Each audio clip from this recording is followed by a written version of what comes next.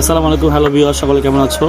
আমি চলে যাচ্ছি আজকে নরসিংদী প্রাণকেন্দ্র সদর নূরজাহান হসপিটালে। আমি চলে এসেছি নূরজাহান হসপিটালে। আমার এক আঙ্কেল, সে অসুস্থ, তাকে ব্লাড দিতে হবে। সাথে রয়েছে আমাদের যে ডোনার ভাই আরাফাত, সে ব্লাড দেওয়ার জন্য প্রস্তুত। এবং এই যে এখানে ব্লাড নিচ্ছে, ব্লাডের স্যাম্পল নিচ্ছে, ব্লাডের স্যাম্পল নিয়ে কসমেটিক। এই যে এখানে শুরু হয়ে গেছে তার ব্লাড নেওয়া, লাল ভালোবাসা। এবং সে ফার্স্ট টাইম ছিল, সেজন্য সে খুব এক্সাইটেড ছিল। আমি তাকে জিজ্ঞেস করলাম ফার্স্ট টাইম হিসেবে তার অনুভূতি কীরকম। সে বলছে আলহামদুলিল্লাহ ভালো। এই ভিডিওটা করার উদ্দেশ্য হলো যাতে প্রত্যেকটা পুরুষ প্রস্তুত থাকে ব্লাড দেওয়ার জন্য। এখানে ভয় পাওয়ার কিছু নেই বা ঘাবড়ানোর কিছু নেই।